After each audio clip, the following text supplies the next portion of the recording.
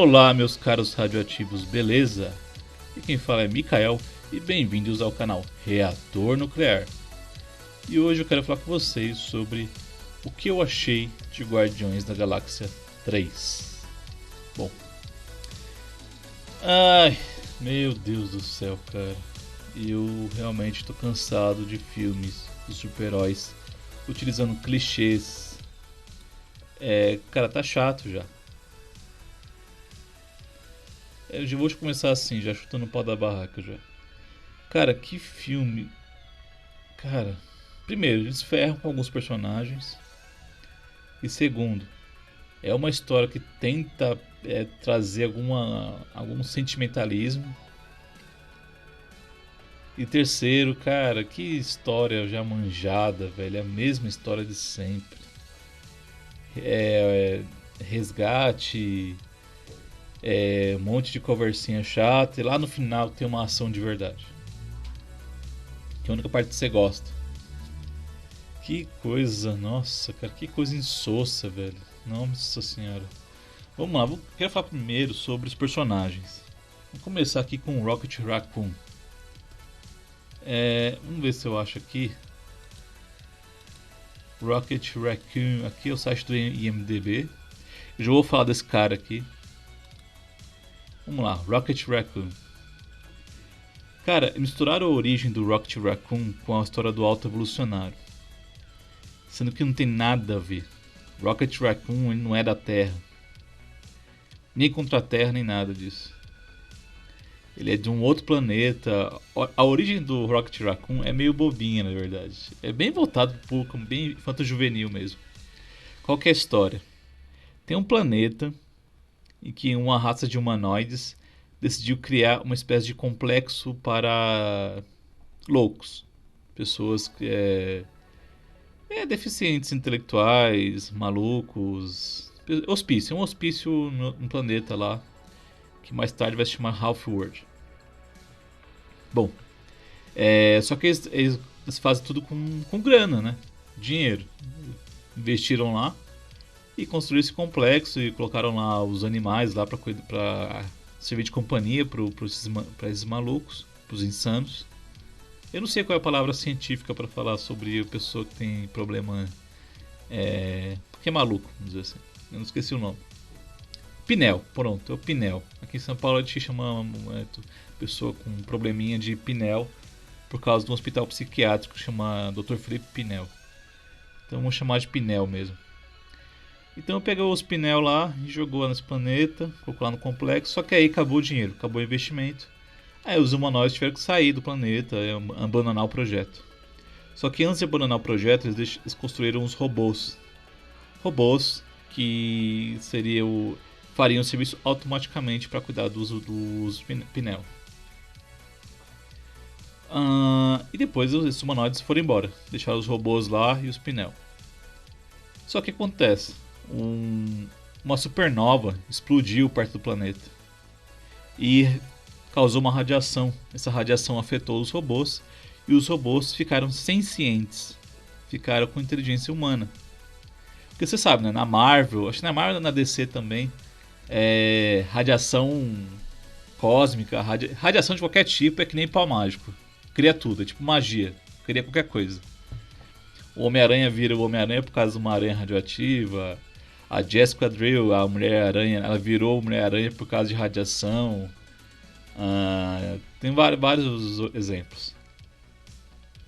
Aí, os robôs ficaram inteligentes e não quiseram mais saber de cuidar dos Pinel. O que eles fizeram? Vamos transformar esses animais aqui em seres inteligentes. Vamos evoluir eles.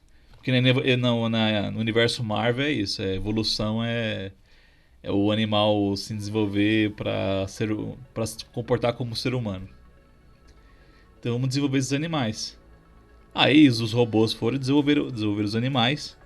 Muito parecido com o que o Alto Evolucionário fez no universo, na história dele, né? Na esfera dele. E aí surge o Rocket Raccoon.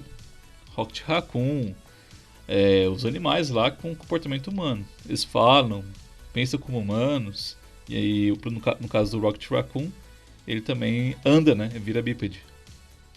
E aí a partir daí começa aí a aventura do Rocket Raccoon. O primeiro cuidando dos pneus, dos pneus. E depois tem uma guerra interna ali no mundo do Ralph World. E criam facções. É bem doido assim. Ah, fora que é o seguinte: os Pinel, eles sempre são, além de comida, cama tal, eles também são dado a eles brinquedos. Tem uma fábrica de brinquedos lá. Então, um dos principais objetivos lá do Rocket Raccoon e os animais é proteger a fábrica de brinquedos para que os Pinel não fiquem tristes, não fiquem depressivos. Aí só muito depois é que o Rocket Raccoon e outros amigos dele lá vão pro espaço e vão explorar o espaço. E nessa exploração do espaço ele acaba encontrando o príncipe Wayfair, uma coisa assim. Que é um personagem de uma HQ que acho que não foi pra frente. Tanto que você vai procurar na enciclopédia da Marvel, você nem encontra esse personagem, o príncipe Wayfair. Que era pra ser... Vou mostrar pra vocês aqui a primeira aparição do Rocket Raccoon. Foi na década de 70. É isso aqui, ó. Deixa eu mostrar a capa disso aqui. Mas tá aqui, ó. Esse é o Rocket Raccoon dos anos 70. Esse é o príncipe Wayfair, que ele caiu no planeta Witch World. E ele encontra aí o Rocket Raccoon. Muito feio, cara. Isso aqui saiu na Marvel Preview número 7. Vou mostrar pra vocês a capa. Saiu aqui, ó. Marvel Preview. Apresenta Satana. É também um personagem que não sei se foi pra frente. Muito bem desenhado isso aqui, viu? É o Vince Alcazar que desenhou. Ó, muito interessante isso aqui. Esse aqui acho que nem chegou no Brasil. Mas vamos pular lá pro... Acho que 45. Não, antes. 40. Tá aqui, ó. Há uma HQ chamada The Sword of Star. Tá aqui o príncipe aqui. E aqui, ó. Ele cai no Witch World. História de Bill Mantlo com arte Keith Giffen. Keith Giffen provavelmente no começo de carreira, né? Que ele tá desenhando mal pra caramba aqui. Comparado com o que ele sabe desenhar de verdade. Aí tem aqui o príncipe. E aqui o Rocket Raccoon, ele é bem coadjuvante mesmo. Tá aqui o... E depois tem essa história do Incrível Hulk. Tá aqui o Rocket Raccoon redesenhado. Uma história. O Hulk cai no planeta do Rocket Raccoon. Aí a história volta um pouco, né? E tá aqui o Rocket Raccoon e o amigo dele, o Wall, que aparece no filme. Só que não tem aquela cadeira de rodas que aparece no filme. Ah, cara, o que fizeram com aqueles animais no filme, cara? Aquilo é uma atrocidade, cara. Uma atrocidade aquilo lá. Pra mostrar como o Alto Evolucionário é mal. Aí fizeram aquelas experiências com os animais lá. Mano, aquele coelho, que coisa horrível, bicho. Nossa, velho. Não posso contar em detalhes pra não dar spoiler pra quem for assistir. Mas tá aqui o Rocket Raccoon, ele é o capitão da nave dele lá. E tá aqui o Wall, que é uma morsa, né? E tem a Layla também. Não sei se a Layla vai aparecer nessa história. Não, a Layla não tem bracinho mecânico, que nem aparece no filme. E aqui conta um pouco da guerra interna ali entre os animais. Rocket Raccoon vs Judson Jakes, que é uma topeira. É bem maluquinho. E tem a história própria do Rocket Raccoon. A HQ dele mesmo, de 85. E aqui já... Aqui conta mais detalhes sobre o universo do Rocket Raccoon. Muito bem desenhado, gostei dessa arte, cara. Quem que foi o desenhista? Quem é o desenhista aí, cara?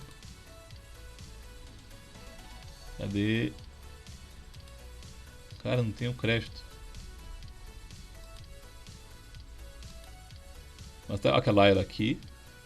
Aquela... Esqueci agora qual é o nome daquele bicho. Os habitantes de Hellfall. Aqui, ó, Bill Mantlo e Kit Giffen. Ah, Kit Giffen já melhorou o desenho. Tá, mas ó. Não, a história do Bill Mantlo com Keith Giffen. Mas quem desenhou foi o Mike Mignola, também começo de carreira. E tá aqui o Rocket Raccoon junto com os amiguinhos dele. Não tem a coelhinha nessa fase aqui. Ó, que ela fala, é inteligente, não precisa de braços mecânicos, tem aquela porcaria lá que fizeram, pelo amor de Deus, cara. Porque lá é pra deixar a gente meio sentimentalmente afetado. Mas ficou besta, ficou besta. E aqui acho que são os Pinel, né? Os Pinel estão tudo. Ah, tanto que aqui onde eles moram, o complexo onde fica os Pinel, chama Cuckoo's Nest, ou seja, o ninho do cuco. E cuco, pra quem não sabe, é uma gíria pra maluco. Aí tá aqui os animais tendo que cuidar dos Pinel. E tem essa. Foi lançado no Brasil, tá? Eu vou depois deixar o link aí pra quem quiser adquirir. As histórias do Rock Raccoon. E, bom, pra você ver, a origem do Rocket Raccoon tem nada a ver, não é aquela coisa pesada, mórbida. Não é nem triste, é só mórbido mesmo. Eu não gostei, cara. Nossa, de jeito nenhum. O próximo que eu vou falar aqui é do Adam Warlock. Cara, que o Adam Warlock de porco. Nossa, cara, aquele Adam Warlock, cara. Aquele Adam Warlock, deixa eu ver se eu acho. Ó, essa coelhinha que aparece no filme aqui, cara, que coisa asquerosa, velho.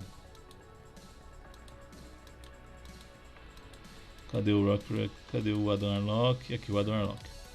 O Adam Warlock, apesar de aparecer imponente aqui na foto, cara, no filme ele fica atrás da mãe dele. A mãe. Essa não tem mãe, né? Foi uma criação lá da raça dos Sovereigns, raça dos soberanos, né? Que é aquele povo dourado. E aquele povo dourado, por sua vez, é uma criação do Alto Evolucionário. Foi tudo mal feito, cara. Nossa, não exploraram essa história da raça dos soberanos. Aqui, ó. Essa mulher que manda no Adam Warlock. O Adam Warlock parece bobo. O ator não é ruim, mas ele não serve pro. Não tem um Fist the Hole, que nem o Elvis lá do Heróis eu mais gosto de falar. Ele não tem a aparência do personagem. E essa mulher aqui também, nossa, velho. Então foi triste, eu não ver essa raça sendo explorada. Essa aqui é as primeiras aparições do Rocket Raccoon, né? Tá no guia dos quadrinhos aqui. No Brasil foi pela aquela Marvel Preview. E aqui no Brasil foi no Hulk 200 e... Não, Incrível Hulk número 24. Pela editora Abril, lá em 85 também. Faz tempo. Boa época isso aqui, cara. Essa fase do Incrível Hulk foi maravilhosa. Então temos também... Cadê agora? Não tô achando. Aqui, ó. Esse é o Adam Warlock. E aqui nesse Warlock Infinite Watch, que foi lançado no Brasil aqui, dentro de uma HQ, não lembro qual. Isso que foi depois da saga do Desafio Infinito, né? O Adam Warlock tá aqui com o manopla do infinito. E ele vai... Isso aqui é só pra saber quem que é o Adam Warlock. Tá mal desenhado isso aqui. Isso aqui o desenho dele não é... Isso aqui não foi o Ron Mars, infelizmente. Nem o Rowling. E tá aqui o Adam Warlock prestando contas pros celestiais, os deuses do universo, né? Os Eternidade, Infinito, etc. Tribunal Vivo. Vai bater um papo com eles lá. E aqui eles contam a origem dele. Quer dizer, ele começa a falar sobre a origem dele. Aqui ele fica bravo porque o pessoal quer que ele se desfaça da manopla do infinito. Bom, vamos voltando aqui, vai pra frente aqui. Não, deixa eu ver. Aqui, ó. Aqui ele conta a origem dele. O Adam Warlock, na verdade, ele foi criado pelos seres humanos. Só que ele foi uma experiência que passou do sucesso, né? Porque ele virou... Era pra ser uma pessoa perfeita, ele foi mais que perfeito. Ele virou quase que um semideus. Ele não chamava Adam ainda, era só He. E tentaram destruir... Aí os seres humanos, os cientistas da Terra, tentaram destruir ele. Só que já tinha nascido, já tinha saído do casulo. O casulo realmente existe de verdade. O casulo não apareceu no Guardiões da Galáxia. É inacreditável. E aqui ele contando, tem várias aventuras. Nossa, ele. Até ele fala aqui, ó, ele tentou fazer da Sif, a Asgardiana, a esposa dele, ele forçou, quase tentou forçar ela a se casar com ele. É porque quando ele nasceu, ele não tinha nenhuma experiência humana. Ele nasceu já adulto, então ele ficou meio perdidão. E ele é muito poderoso, ele causou sérios problemas na Terra, até que ele foi pro espaço. E no espaço ele encontrou o Alto Evolucionário, que o Alto Evolucionário, já vou falar sobre ele. Não é aquele maluco do filme, tá? É... Até que ele se encontrou com o Alto Evolucionário, que já nessa época já vivia num satélite. Salvo engano, já existia a Contra-Terra existia de verdade, existia nos quadrinhos. Ele que criou a Contra-Terra com a raça, com as raças que ele criou, né? Ele habitou com as raças que ele criou. E aí ele vivia num satélite que ficava orbitando a Contra-Terra. E quando ele vive, aí assim, o seu até fala aqui, ó. O seu comportamento melhorou, claro, quando ele encontrou o ser conhecido como autoevolucionário. Sobre sua guiatura, sobre seu ensinamento, o jovem Deus, né, chamado de Godling, seria meio que um semideus, a vida do jovem semideus foi dada direção, propósito e, felizmente, uma coisa a mais. A joia da alma, uma das joias do infinito, que fazia de Warlock onipotente. O Warlock então se tornou envolvido com um projeto do Alto Evolucionário, que tinha ficado meio esquisito, que era o projeto da Contra-Terra.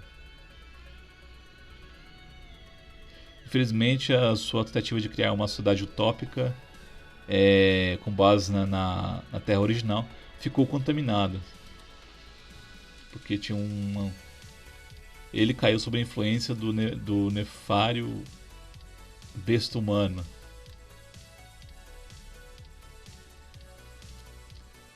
Aqui ele tentou aí. O seu método de retificar esse problema incluiu a própria crucificação. Esse narcisismo o levou à morte. Essas são histórias que eu nunca vi, tá? Essa história é bem antiga. O Warlock ele é muito antigo, é dos anos 70. Da época lá do Capitão Marvel ainda. Aí veio essa fase aqui foi muito doida, que aí surgiu o Thanos, surgiu esse cara aqui, o Magus, que é uma espécie de versão negativa do Warlock. Que depois dá origem à guerra a Cruzada Infinita. Que não é tão legal quanto o Desafio Infinito.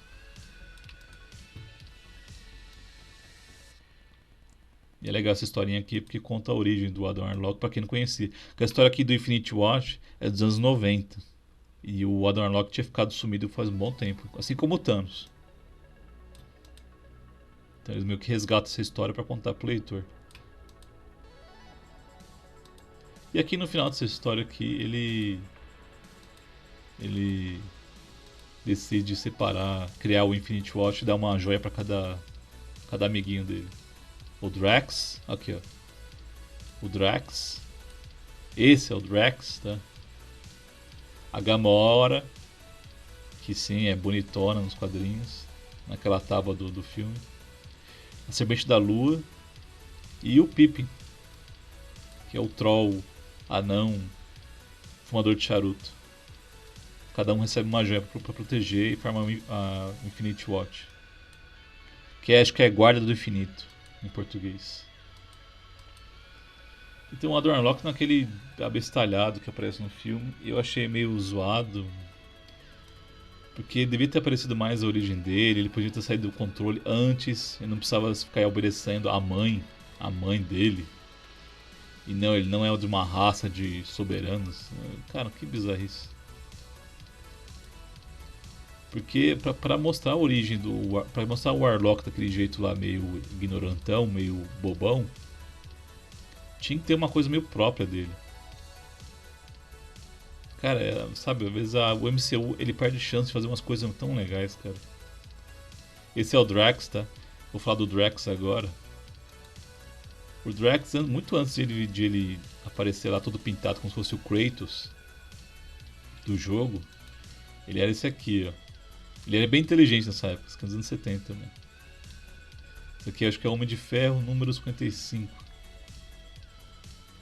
Não sei qual é o ano, infelizmente. Jim Starr, é verdade, o Jim Starr foi que criou ele. Junto com o Mike Friedrich. Salvo engano, ele foi criado para destruir o Thanos. Aqui o Homem de Ferro apanhando. Aí lá nos anos 90, quando ele ressurgiu. Aqui o Thanos aqui. Quando ele ressurgiu, ele foi ressuscitado, porque ele tinha morrido. Ele virou esse cara aqui, ó. Tão forte quanto o Hulk, só que muito burro. Ele era muito burro. É até engraçado. O pessoal na época, os veteranos da Marvel, eles sabiam fazer histórias divertidas com o Drax. Brincando com a falta de inteligência dele. E o Warlock, esse aqui é o Desafio Infinito, né? Dos anos 90. O Warlock aqui como um Warlock, né? Vestido como um feiticeiro mesmo. Guiando o pessoal para lutar contra o Thanos. Tá com a Manopla do Infinito. Sim, o Desafio Infinito. A Manopla do Infinito estão intimamente relacionados com o Adam Warlock. O Adam Warlock foi dispensado, infelizmente. Cara, e é isso, velho. O Adam Warlock foi muito maltratado, cara. Muito maltratado. Primeiro que o cara não tem nada a ver. E vou falar agora do Alto Evolucionário. Que não é esse cara aqui. Esse Chuchuchuco aí, ó. Shukude Wyuju. Que não parava de soltar a franga no filme. O cara não parava de berrar como se fosse uma mulherzinha.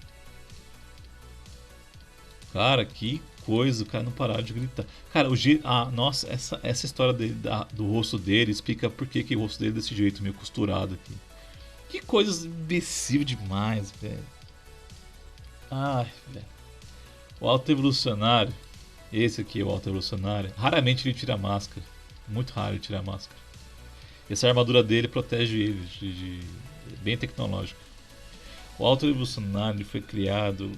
A origem dele é o seguinte: ele é um cientista que criou um método lá para evoluir os animais. E os animais já saem meio inteligentão. Não tem aquelas etapas que surgiram, que aparecem no filme.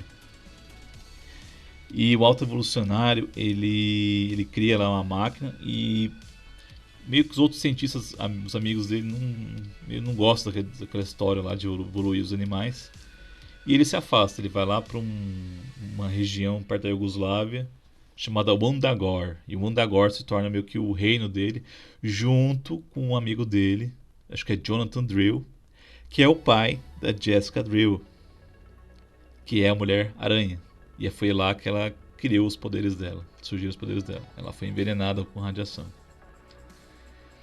E o Jonathan Drill e o Herbert Edgar Windham, um britânico, eles criam juntos o Wundagore lá. Cada um com seu projeto. O Jonathan Drill ele era interessado em estudar artrópodes, né? Os aranhas, aracnídeos. E o Windham queria aprender a melhorar o seu projeto de evolução dos animais. E ele criou lá criou sua própria vila, que virou uma cidade, foi crescendo, só de animais sencientes, animais inteligentes, bípedes. E até que ele decidiu sair da Terra e transformou lá a sua vila lá em uma nave, foi para o espaço. A partir do espaço ele criou a Contra-Terra e depois ficou habitando um satélite. E não tem essa. A primeira vez que ele surgiu foi nesse Thor aqui. Esse Thor número 134. E na década de 60 ainda. Tá aqui, ó. Primeiro encontro entre o Alto Evolucionário e o Thor. O Thor estava em busca da Jane Foster, que era a namorada dele. E o Alto Evolucionário fica bravo com ele. Que é assim, ó, sua exibição melodramática de emoção não me impressiona. Aí ela está lá, na ala 2, vá pra lá.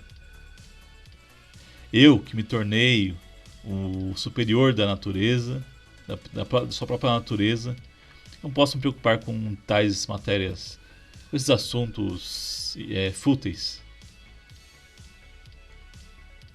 O superior da natureza? Nunca. Vai lá, seu bestalhado. O alto evolucionário, ele tá acima das emoções. Ele já. Esse negócio de sentimentaloide, negócio de ficar berrando, essas coisas pra ele é coisa tão parva e idiota que. Pra ele. Se você se comporta como uma pessoa emocional, você tá perto de ser um animal, entendeu? Você é um ser primitivo. Aí aqui o Thor encontra a Jane Foster junto com outros seres aqui, né? Os animais evoluídos do alto evolucionário. E ela fala aqui que ela estava ensinando os animais sobre o mundo fora de Undagor. Aí, por causa do Thor, o alto evolucionário erra aqui, o raio evolucionário deu problema. Aí tá aqui a Man Beast, que eu acho que, se não me engano, é o Man Beast que vira meio que o vilão do alto evolucionário.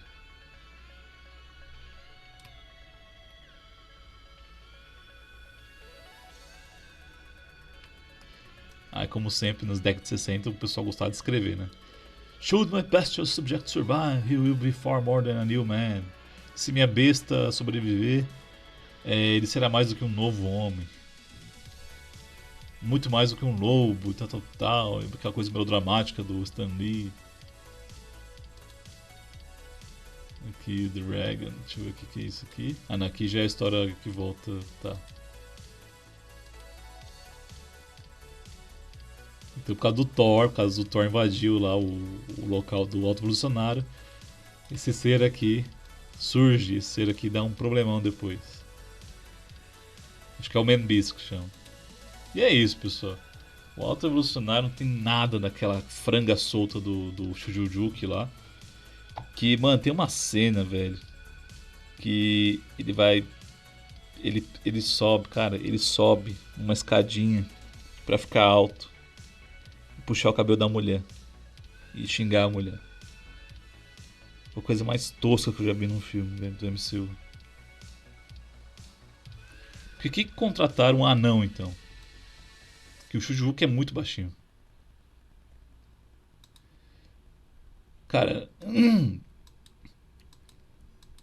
E assim, o resto foi tudo clichê, você já sabe o que vai acontecer. Essa cachorrinha até que foi legal, né? Tem o poder lá. Só que essa que é propaganda comunista aqui no uniforme dela. Porque não sei se você sabe, a Hollywood já foi tomada pela China. Né? China comunista, as ideias comunistas, etc. Cara, onde que esse ator é o Adam Warlock? Cara, vai tomar banho. Eu passando aqui rapidinho as fotos do James Gunn, que agora vai pra DC, né? De vez. Que foi pra DC de vez. Quem é essa aqui? Não sei quem é não. Cara, você foi um péssimo auto-evolucionário, hein, cara. Péssimo. Não é só pelo Race Swap, não, o Blackwashing, não. Porque quem não sabe, o auto-evolucionário, na verdade, ele parece... Algumas cenas ele aparece como um cabelo castanho, outras ele aparece como um ruivo. Nos quadrinhos, né? Eu não sei.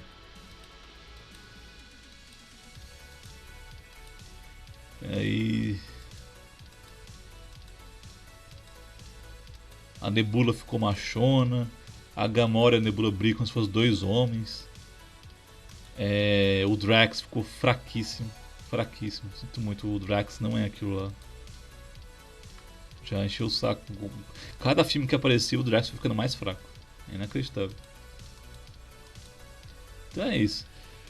A história lá do tentar salvar o Rocket Raccoon. É uma história bem piegas, meio mórbida. Só que no final você já sabe o que vai acontecer no final ali, aquela historinha de origem do Rocket Raccoon. E assim, o pior de tudo que eu acho que o James Gunn tem certeza que foi uma ótima ideia juntar a origem do, do Auto Evolucionário. Não, a história do Auto Evolucionário com a história do Rocket Raccoon. Mas não foi, cara. O Rocket Raccoon ele não é da Terra, ele é de um outro planeta. Essa pra mim sempre foi a ideia básica. O Rocket Raccoon ele é um alienígena, na verdade. Não é da Terra. O Auto Evolucionário não, o Auto Evolucionário é da Terra. Ele foi um cientista humano. O Adrian Locke ele foi criado na Terra. Tudo bem que a origem dele é meio esquecida às vezes. Mas não tem porquê. Cara. Ah, tá bom. É isso, pessoal. Queria mostrar pra vocês as origens aí dos personagens. Pra você ver como zoaram com os personagens no filme. Então é isso. Cara, que triste, velho. Muito ruim. De 1 a 10, eu daria, sei lá, 5,5.